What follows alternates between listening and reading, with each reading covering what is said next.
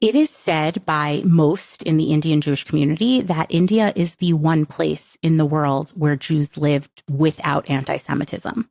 That sounds nice. By and large, that is true.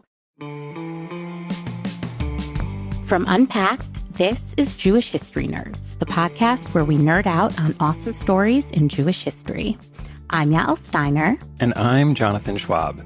And we're back with another week in this season of Objects and Symbols. And I'm really excited to hear what you have in store this week. I just quickly want to say before we jump into the topic, which is extremely broad and interesting, that we've been getting some really nice emails and feedback from our listeners. Particularly this week, we heard from some people all across the world, all across different demographics. So I just want to say thank you to all of you who write in and all of you who are spreading the gospel of this podcast, and keep telling your friends. We're really excited to hear from new people. If you're enjoying the show, the best thing you can do is share it with others. Well, the best thing you can do is tell us how great of a job we're doing. But the second best thing you can do is tell other people.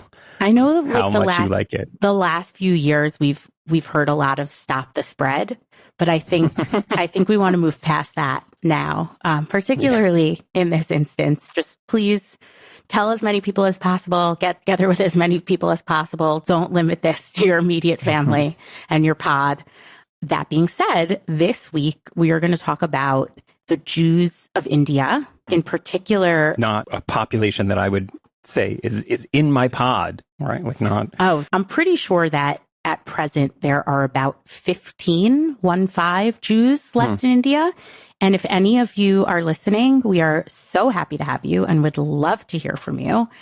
And I may have misled you a tad. We're not going to be speaking about all of the Jews of India. The entire history of Jews in the subcontinent. We're going to cover it all in 30 minutes. So it's fascinating that you say that, because I found this podcast more difficult to prepare for, I think, than any other that I've done so far.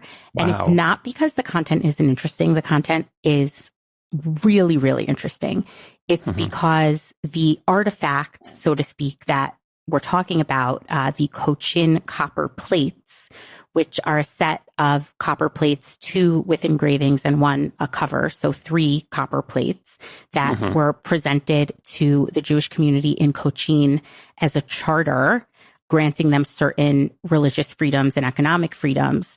That particular artifact has been in the community continuously. It was never lost. It was never hidden. It was never rediscovered.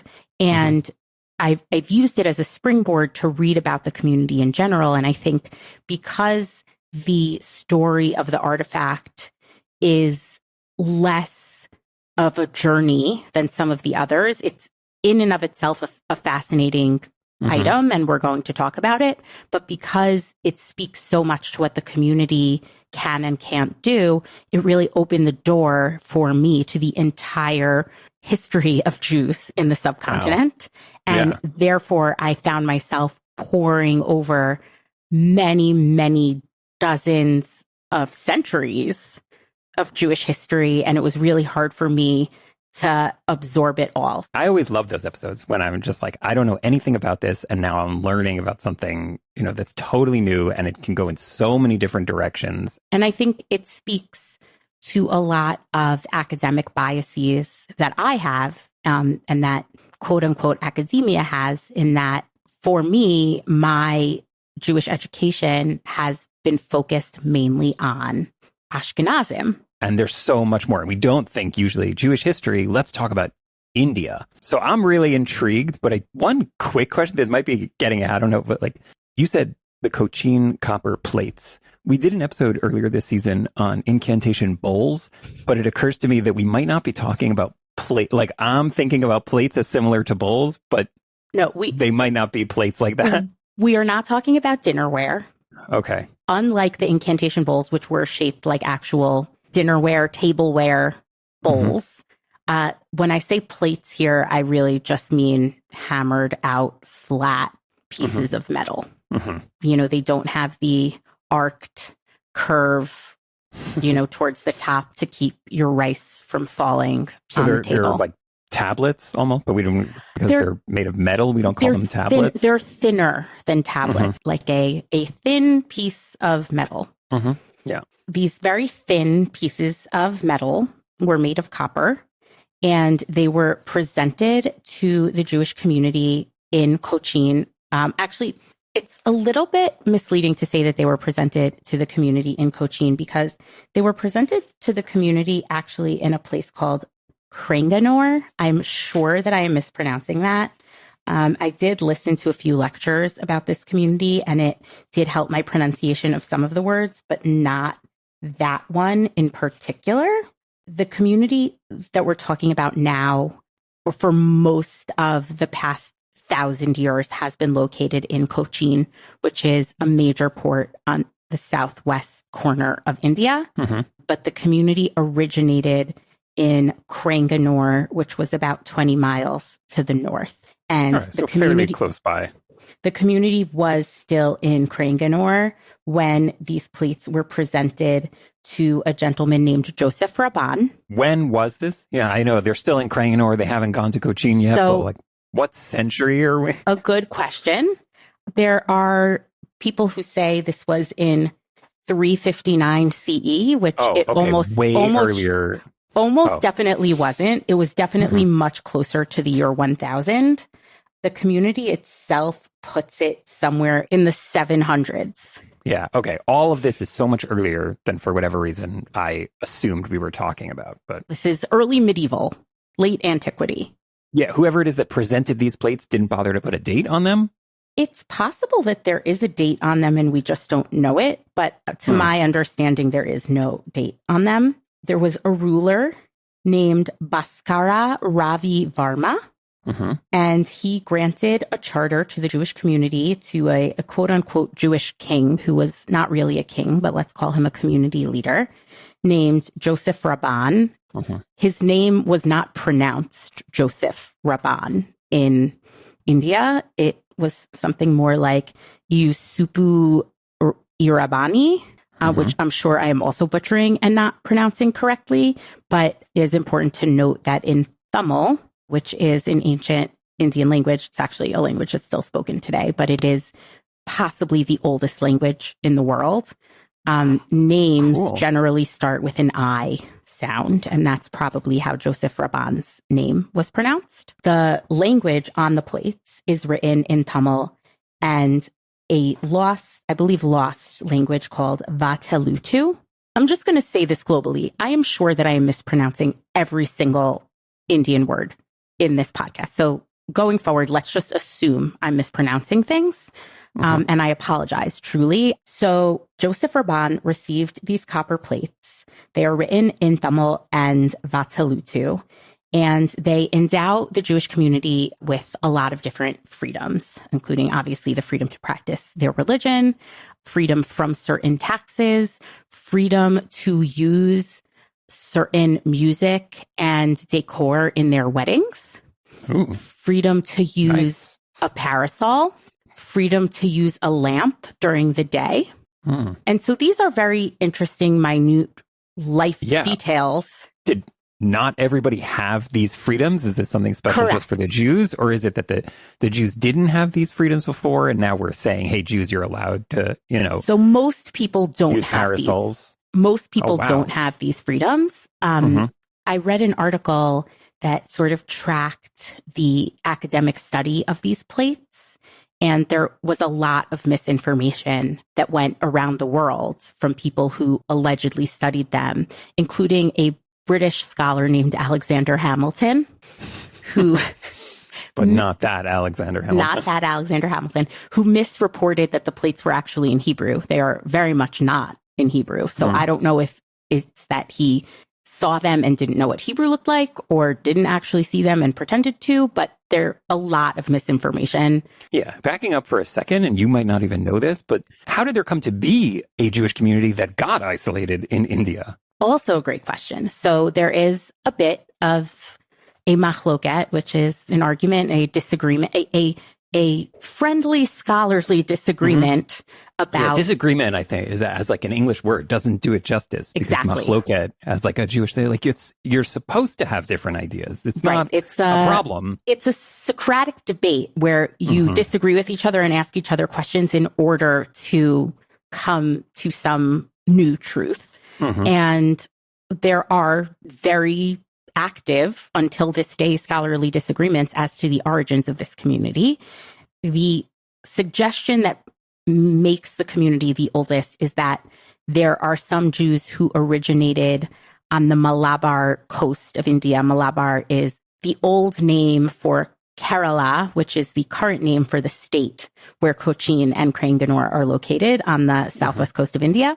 There is a suggestion that Jewish traders ended up there as early as the time of King Solomon, and that some of the materials that were brought back to the Holy Land to construct the temple came from this region. Yeah. But I feel like I don't know, there are a lot of like legends of Solomon and the temple, and I feel like as I've grown up, I've always looked at those with some skepticism of like, okay, yeah, we're like imagining, this like Solomonic worldwide trading route, but it sounds like that there might be something to it. Skepticism is not unnatural and not unfounded. We have no way of proving this. The suggestion that is made to bolster this argument is that the words for ape and peacock in Tamil are very similar to the words for peacock and ape that appear in the Book of Kings and in Chronicles, Divrei Hayamim, in descriptions of things that were brought back for the temple. Apparently, there were a lot of peacock feathers involved in Solomon's day. And peacocks are native to India. Yes, there are tons and tons of peacocks on the Malabar coast. So that is the suggestion that any peacock feathers that found their way to the Holy Land would have had to come from this region. So if they're mentioned in the Bible and the word sounds the same. Sounds like there could be something there. That is one suggestion. And the community that tells that story, the community that would have emanated from traders staying on the Malabar coast at that time, they are known as the Black Jews. They're not Black in the way that we talk about Black Americans in modernity, but there are three different groups. You can almost call them castes, and we'll get to that later on, how the Jews of India adopted a caste system, which was in keeping with the caste system that non-Jewish Indians had amongst themselves socially. And there were three castes. There were Black Jews, white Jews, and brown Jews. The Black Jews consider themselves to be the native Jews of India, to have been there from Solomonic times. If you want to say that they came a little later, they would still be the oldest group. There are different legends, different historical narratives that say they came at the time of the destruction of the Second Temple. Some that say they came as freed slaves from the Roman Empire, that after the destruction of the Second Temple, they made their way to Rome, and then they ultimately made their way to India. Regardless of when you say they arrived, if it's as early as Solomonic times, if it's 70 CE with the destruction of the Second Temple, or if it's a few hundred years later, having lived in Rome for the duration of that time, that is the origin story of the Black Jews. Those are Jews that came in a small number to India, married into the local population, and appear phenotypically like what we see in our minds when we think of Indian people today. So they still were, you said, like married into the local population, but they're not fully assimilating. Like there's still a recognition of Jewish identity, some sort of like separate community, and that's being embraced by the local rulers who are saying like, yeah, maintain your status as a separate community. And that's one of the unique things about Jewish life in India.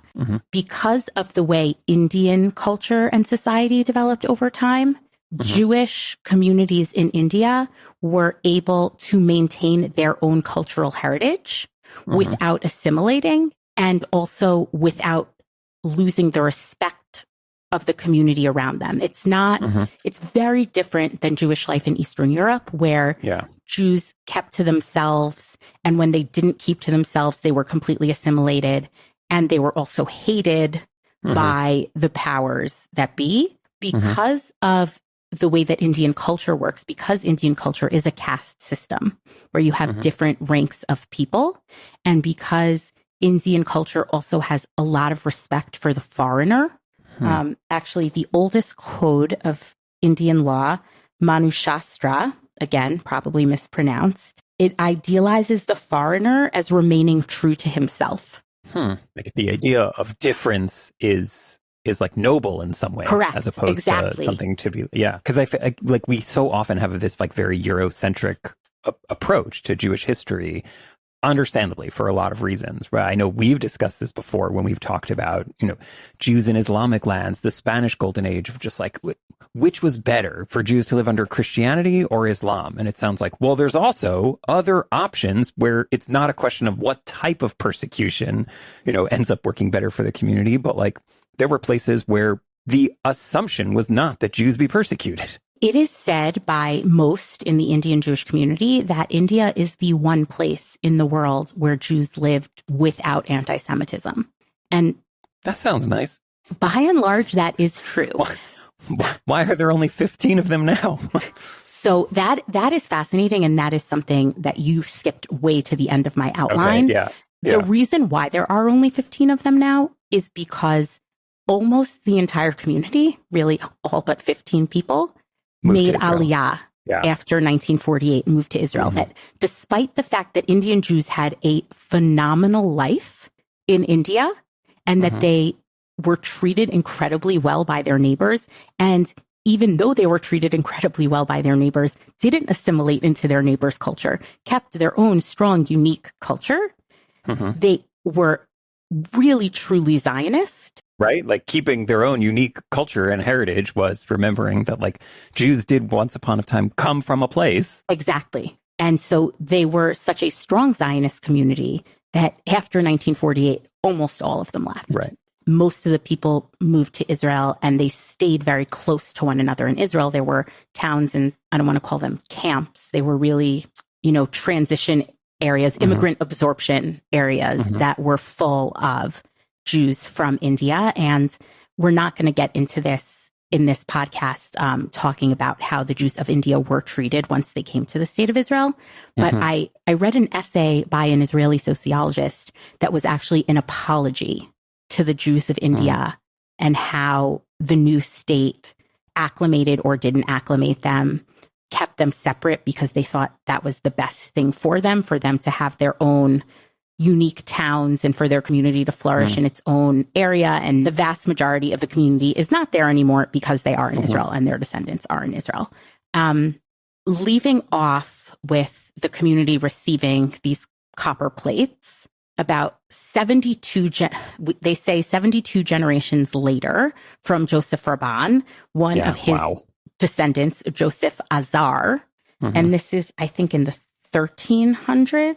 This person, 72 generations from Joseph Rabban, he moved his community down to Cochin and built the first synagogue in Cochin. He is still a representative of the quote unquote Black Jewish community, the community that had started with very few people and then either, had women who married Indian men or had men who married Indian women who converted, but that, a very strong Jewish community that genetically mixed with the local community. Right. He's tracing his lineage across 72 generations back to this guy. Yes. There are also people who say that that community was supplemented over time with Jews who came from other places, a lot from Iraq. And if you hear about the Baghdadi Jews of India, that is actually not a reference to the Jews who came from Iraq and then grew this original Black Jewish community. When you hear about the Baghdadi Jews of India, you are hearing mostly about people who came under English colonial rule, who were already very successful businessmen in Iraq. The Sassoon family might be a name that you're familiar with. Yeah, I've heard that name. Yeah, you've heard of Vidal, the hairdresser. Yes. The Sassoon family were very, very successful Baghdadi merchants, became very successful in England as well, still a very well-known, renowned philanthropic family that came to India for trading, and they created a Baghdadi Jewish community in India, but that is not the same lineage that supplemented the original Black Jewish community. But then we kind of have a few 100-year period where we don't really know what happens. At some point, the Cochin copper plates that had been given to the Black Jewish community, right? Which you also you've called them the Cochin. This is what they're known as, but it sounds like they really should be called the what was the other Cranganore or Shingli, right, which is another name for Cranganore. Okay, but they have resided for most of time in Cochin. But they were in Cochin. Okay. Well, the last several hundred years of the community of Cochin probably felt very strongly like this is, an artifact that belongs to our community. So, well, what does our community mean? Because at some point, the Cochin copper plates found themselves in the synagogue of the white Jews, the Paradesi synagogue. Paradesi is a word that means foreigner. And the white Jews of Cochin are the Jews who came fleeing the Inquisition. They are Spanish. I'm going to pause you for 1 second. You're telling me that there were Jews who lived in a city and there were different synagogues and there was maybe some like tension or like idea that like some people prayed in one and some people prayed in the other. And yes, the old Jewish joke about the synagogue that I built and the synagogue that I won't step foot in is 1,000% true in Cochin. And the white Jews, inflected by the like local Indian culture of caste. Absolutely.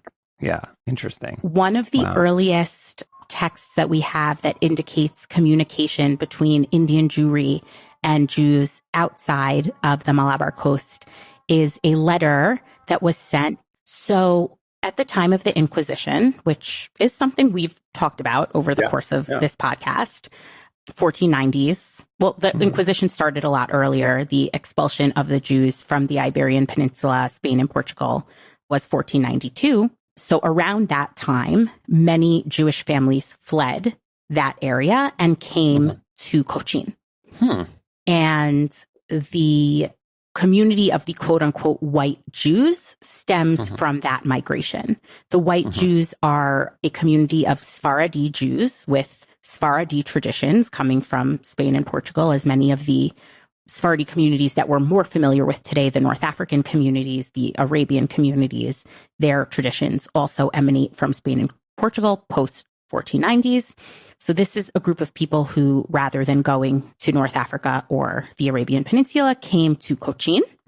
They, from an interview I heard with a member of the Black Jewish community, they seem to have come with resources, with money. And right? Like that's usually the story, right? If you could make it from Spain to India, it's because you have resources. You could pay for it. You could pay your way there. You had to bribe the border. You had to. Long trip. Indeed, the people who arrived were fascinating to the Raja, who was ruling in Cochin at that time, the Indian leader, both because they had money and because they had white skin, which was a complete novelty to the people living in Cochin at that time. And they were treated very, very well by the Raja. They were given land for their synagogue. They built this spectacular synagogue. Which I just want to pause for a second and say, I love that idea of like these people who came in with white skin, don't worry, they were treated well. Like they weren't discriminated against because of their paleness. It just goes to show you that we really cannot impose our current thinking on to other times and other places. It doesn't work at all. And then all of it is like socially and culturally constructed, arbitrary, right? Yeah. So these white Jews came to Cochin. They were successful merchants. They had a beautiful, beautiful synagogue. I mean, each of these communities had more than one synagogue because, as you said, even though obviously they didn't get along with each other, they also didn't necessarily pray among themselves in one synagogue either, because that's how Jewish communities work. But the main synagogue of the white Jews, the Paradesi synagogue, Paradesi meaning foreigner, was by all accounts, beautiful structure and is still around today and is still the home of the Cochin copper plates today. But how do we know? How did they come to pass? So there is a lot of blank space historically. We don't have a lot of text about what happened in, I want to say the years 1000 to 1500, but I'm a little bit off. But early in that millennium, there's a lot of confusion as to what actually happened. I had heard one story that the plates were actually taken by the white Jews from the black Jews because the white Jews have basically decided that they were just going to be the Indian Jewish community, and they were going to say, we are the original Jews of this place. Which, I don't know, like, this is what's interesting. I think this like sort of keeps coming up as we've been talking about symbols and objects, but, you know, the way in which they represent an identity, and here, like, the way in which they represent an identity that these people saw themselves in, even though they were not the original, they were not the recipients of this thing, but they see, you know, the continuity of Jewish identity. They do see, as the Jews of India, we are the, you know, rightful current representatives of this, like, endowment, you know, for a community, even though we just got here. And that, like, that's so fascinating. Let's take a quick break, and when we come back, we'll talk more about how the Jewish community incorporated the caste system. Are you a curious person? Yeah, same here. That's why I love The Portion, a newsletter from our Judaism Unpacked team. It's wicked smart, as the Bostonians say, and it's super relevant. It makes Jewish ideas feel approachable, meaningful, and genuinely relevant for one's everyday life. Whether you've been studying for years or are just starting to ask questions, The Portion is your weekly source of fresh insights to inspire your journey. Follow at Judaism Unpacked on Instagram, and join me and so many others by signing up at unpacked.media/Judaism to get The Portion in your inbox. That's unpacked.media/Judaism. Yalla, let's do this. There is some narrative in the Black Jewish community that the white Jews wrested these plates from their community. There was also something that I read that said the family of Joseph Azar, who was, you know, 72 generations descended from Joseph Rabban, who received the plates, that he or his family started praying in the Paradesi synagogue with the white Jews, whether or not he was able to do that because he was successful or important, or, you know, maybe his family was one of the very few intermarriages between the communities. They really did not marry each other, the white Jews and the black Jews. They were endogamous, which was a word that I kept coming across in my reading here, which just meant that they only married among themselves. But yes, there is a narrative that Joseph Azar presented the plates to the Paradesi synagogue, where they are kept in an iron box called the Pandeyal. So now we have this tension between these two Jewish communities. And I also mentioned at the beginning a community known as the Brown Jews. Yeah. This was a completely different caste of Jew living in Cochin. And these were the freed slaves and descendants of freed slaves of the white Jews who came from Spain and Portugal with their personal slaves. They were Jewish slaves of Jewish owners? They became Jewish. There is a concept in Judaism called the Eved Ivri, where the slave of a Jewish owner has the opportunity, when they become free, it's after 7 years, Jews are required to free their slaves, to offer to free their slaves. And then the slaves can, of their own volition, decide that they want to become Jews at that time. And so the brown Jewish community of Cochin was descended from slaves of the white Jews. And of course, racism ensues. The brown Jewish community is endogamous. The white Jewish community is endogamous. The black Jewish community is endogamous. But those were the three castes, essentially. And the Indian Jewish community really did take on the shape of the caste system around them. Which is like sort of always the case, right? Like we, in 4 seasons of this show, we're always talking about this, of like Jewish communities remain, like there are things that remain uniquely Jewish about them. And there are so many things that get adapted from the local environment and from the local culture. And sometimes and in some ways, like incorporated into the ways that these Jewish communities function. So the Indian Jewish community does this in a way that is much more obvious than most. Yeah. And it particularly stands out in the way in which the Indian Jewish community prepares for Pesach and prepares for Simchat Torah. Okay. I'm very intrigued. Go on. So in India, nobility and royalty is very important. You might have visions of, people striding in to a wedding on a horse or an elephant in scarlet red robes with feathers, because the imagery of nobility is very important in Indian society. And you also have the Brahmin caste, which is very closely tied to asceticism and purity and not engaging in the over-the-topness of royal imagery. So the way in which Jews in India prepare for Pesach begins after Hanukkah. In most communities and in most of Jewish history, people begin preparing for Pesach after Purim, which is 1 month before Pesach, which seems to be enough. But they were preparing 6 months in advance. Yes, so they start preparing immediately after Hanukkah. The Indian community takes many, many months to prepare for Pesach. It's basically a third to half of their year. The Jewish calendar is spent preparing for Pesach, scrubbing the walls, scrubbing the fixtures, separating themselves from their neighbors.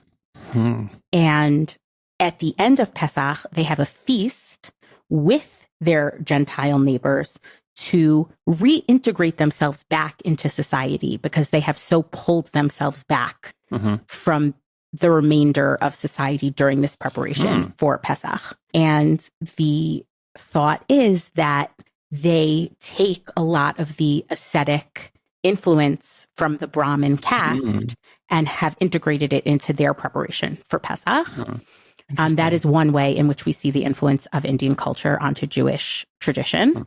And then with respect to Simchat Torah, they do actually the other end of the spectrum where they have royal regalia everywhere and they build special structures and special decor that is very royal and very noble and it comes from the royal castes in India. And that's how they celebrate Simchat Torah. I don't love the preparing for Pesach for 6 months idea. Well, let's not do that. But I like this royal Simchat Torah idea. It's very cool to see how they integrate their own community. I would say that today in the United States, there are a lot of more traditional Jews who don't like the way that we have integrated our community, American values into our observance. There are a lot of people who say that, the more liberal branches of Judaism have been watered down by making, let's say, social justice or tikkun olam the banner of their observance because that is an important value in the United States.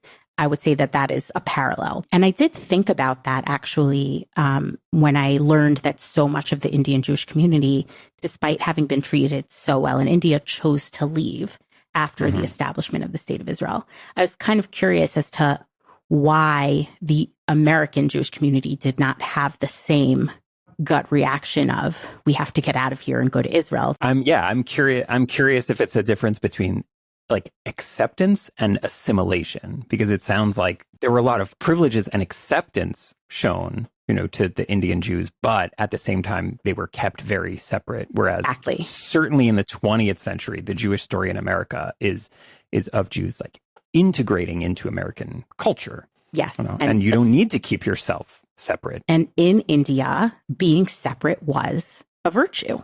Right. And it's not a virtue here. India is not a melting pot. You do your thing. You stand in your corner. I stand in my corner. And our corners are both great.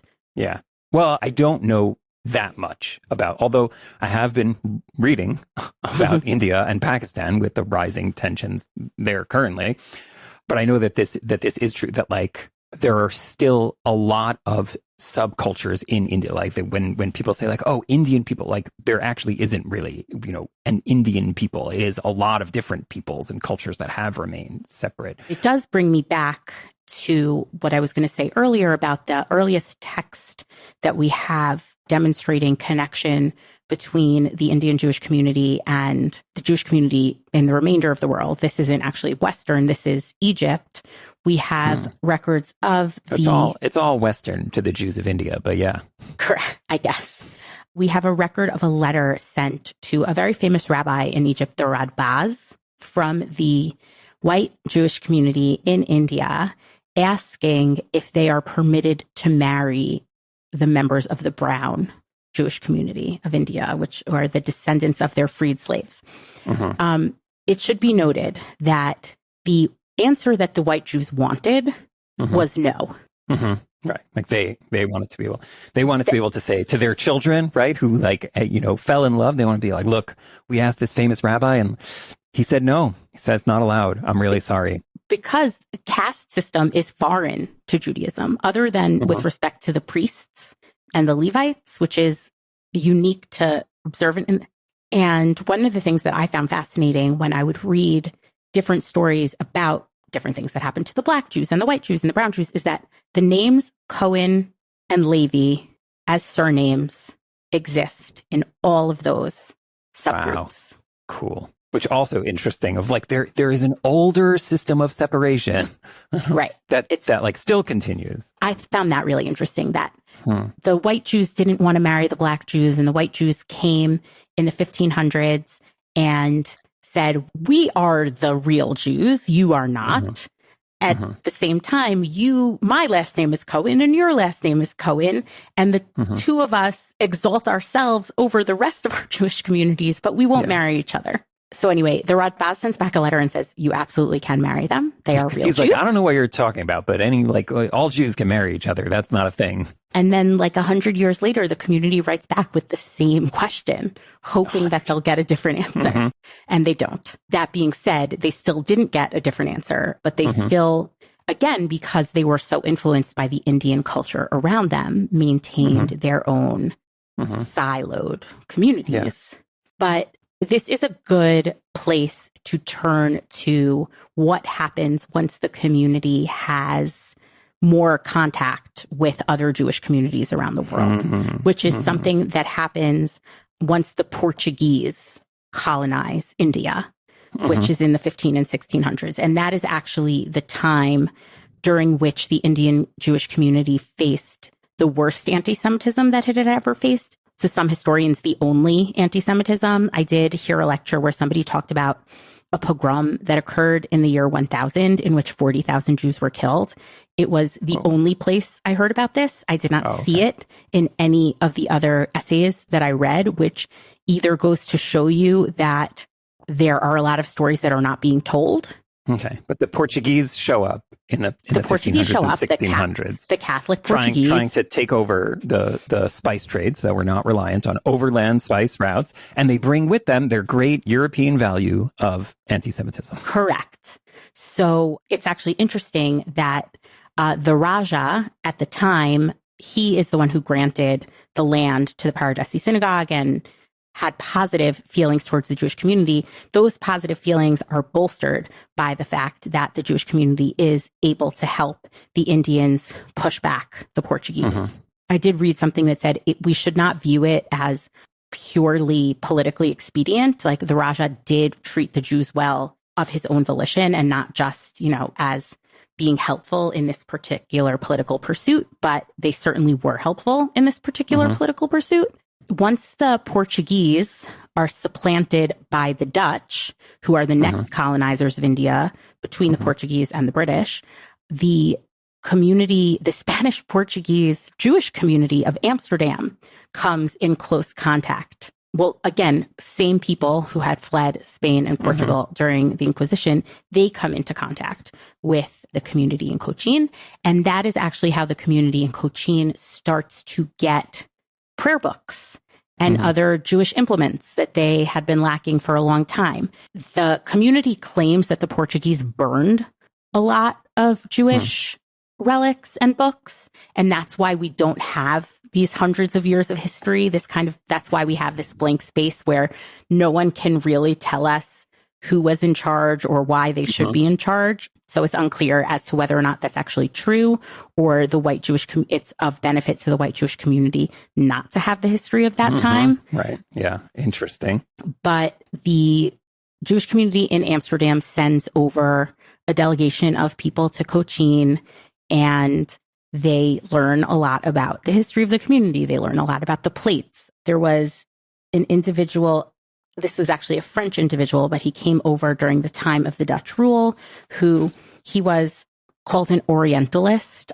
I don't know if that's a word we're allowed to use anymore, but he was a scholar of the Orient, including the subcontinent, and he found the Cochin copper plates in the custody of the Mudaliar, who was the Jewish ruler of the Jewish community, a position that had been put into place by the Raja at the time when the Jews were helping the Indians push back the Portuguese. The Mudaliar let this gentleman, this French Orientalist named Antequil du Perron, again, even though that's French, he was allowed to take the copper plates home to where he was staying.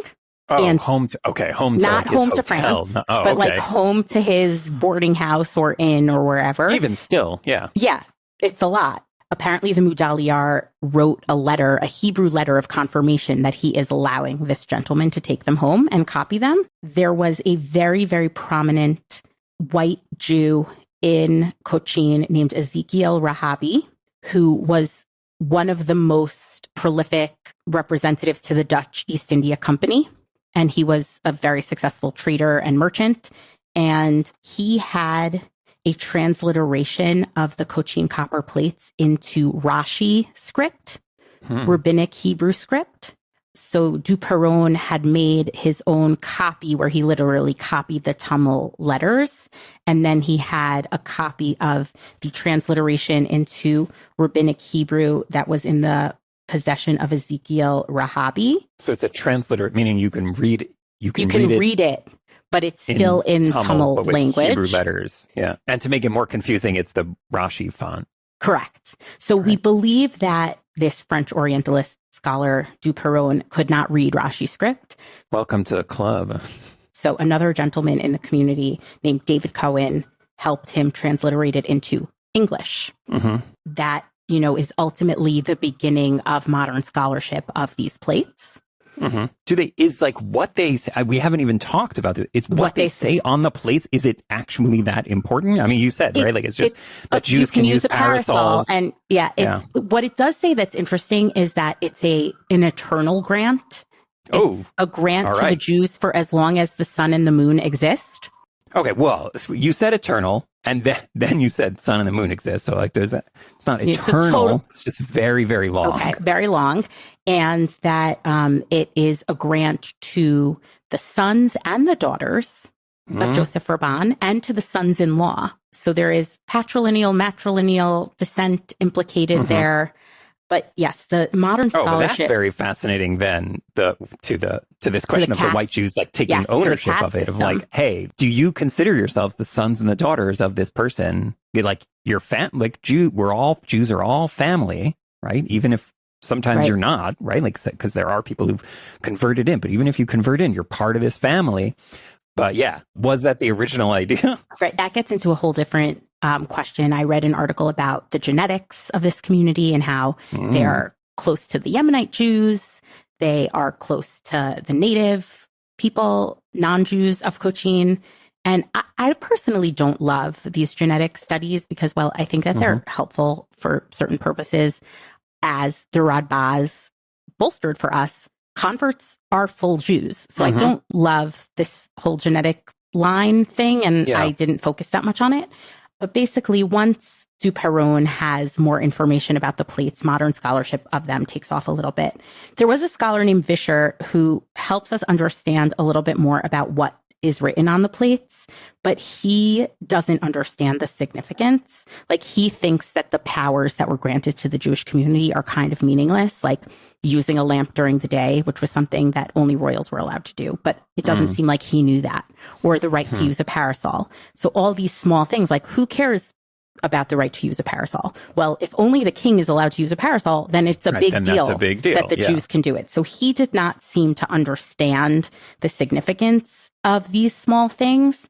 As I said at the beginning, there is just so much fascinating background to the Jewish community in India, and there's absolutely no way that we're going to be able to cover all of it. And as you said, I didn't touch enough the actual plates themselves, because to me, they are such a springboard to everything else about the community. The fact that the community was treated with such esteem is really, to me, the most interesting thing here. The Syrian Christian community also received its own set of plates. The Jews were not the only ones who received them.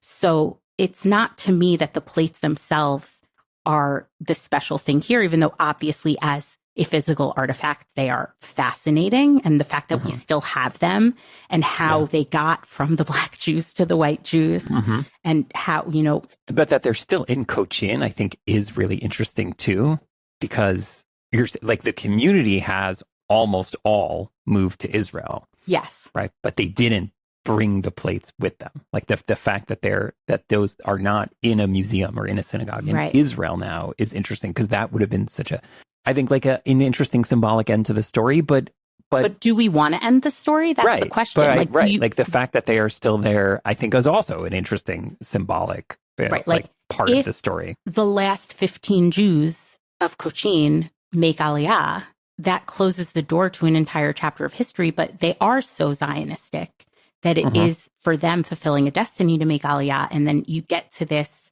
again, this tension of, how important is it for us to preserve the diaspora? But at the same time, we do want to preserve the history of this community. It's important. It's vibrant. It's royal and special and could serve as a model for how we can live among others. So we don't want to close the door to it. And I think the fact that the plates are still there represents that. Should they one day leave, it will be very interesting to monitor what happens to the remainder of the community. Jewish History Nerds is a production of Unpacked, an open door media brand. Subscribe wherever you're listening to this podcast and follow Unpacked on all the regular social media channels. Just search for @UnpackedMedia. And if you're enjoying nerding out with us, please share this and other episodes with your friends and family. And most of all, be in touch with us by writing to us at nerds@unpacked.media. That's nerds@unpacked.media. Jewish History Nerds is produced by Jenny Falcon and Rifki Stern. Dr. Henry Abramson is our education lead. It's edited by Rob Pera. I'm Yael Steiner. And I'm Jonathan Schwab. Thanks for listening.